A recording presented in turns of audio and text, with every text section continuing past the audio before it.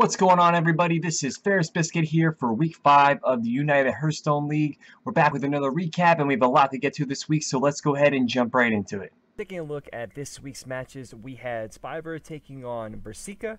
We also had Chris taking on Ridiculous Hat. We had Ben Reddington taking on Ziggy.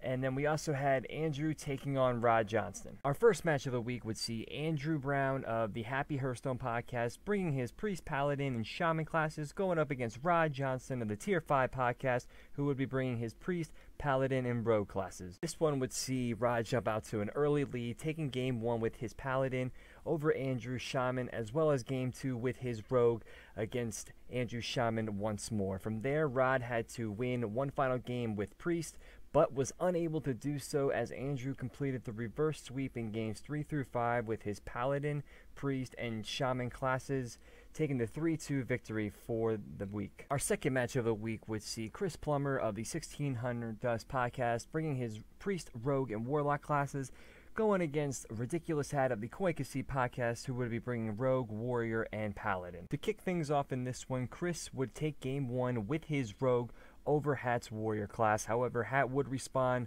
with a win with Rogue of his own against Chris's Warlock. He would go on from there to take game 3 with his Paladin over Chris's Warlock once more.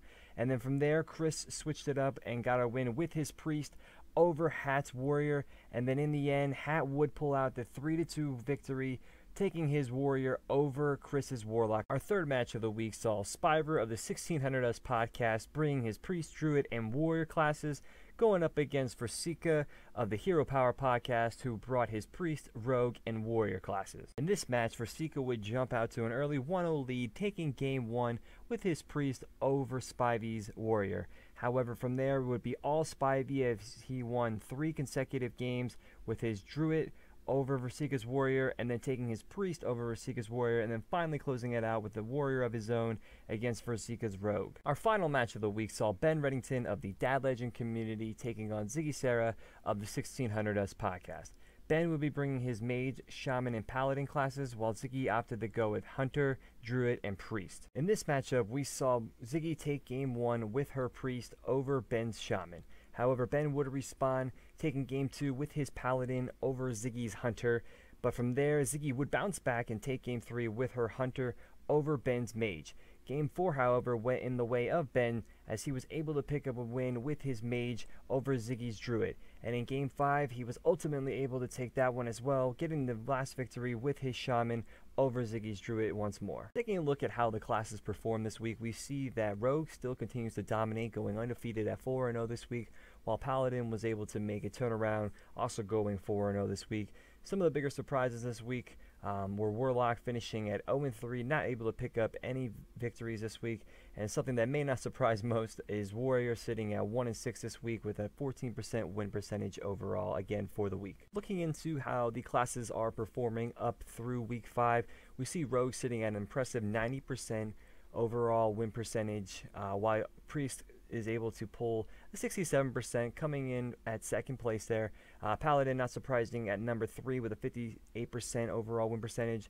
And as we can clearly see, Warrior struggling mightily at the bottom with a 30% overall. I think one of the biggest things that stands out here is Warlock actually has under 50% in the league meta. Not so much on the ladder perhaps at this time, but I thought that was interesting overall to point out, again, through week 5. As we continue our journey to the playoffs, let's go ahead and take a look at the standings through week 5. At number 1, we have Ridiculous Hat, who is currently at 5-0 and was able to clinch a playoff spot by getting a win this week and some help from the field.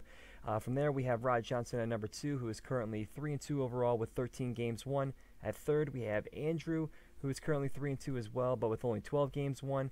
And at fourth, we have Spyver, who is currently 3-2 with 12 games won as well, but 9 games won against him. Taking a look at the players who are still looking to make their way into the playoffs, at number 5, we have Chris Plummer, who is currently 2-3 with 12 games won and 13 games won against. We have Ziggy Sarah, also at 2-3, who only has 10 games won. Then we have Ben Reddington at number 7, who is currently 2-3 as well, but with only 9 games won. And in last, we have Versika, who is currently 0-5 and still looking for that first victory on the season. Taking a look at the matches for Week 6, we have Ben Reddington currently at 2-3, taking on Ridiculous Hat, who is at 5-0. Then we have Andrew, who is 3-2, taking on Spiver, who is 3-2. A big playoff implications for that one there. We also have Versika, who is currently 0-5, taking on Chris, who is currently 2-3. And then we have Rod Johnson at 3-2, taking on Ziggy Sarah, who is 2-3. It's now time to go ahead and announce the winner of the weekly pick'em for week 5. So without further ado, the winner is Lahars. I have reached out to you in regards to getting you your packs, so if you could please tell me what kind of packs you're looking for, I can go ahead and gladly give them for you.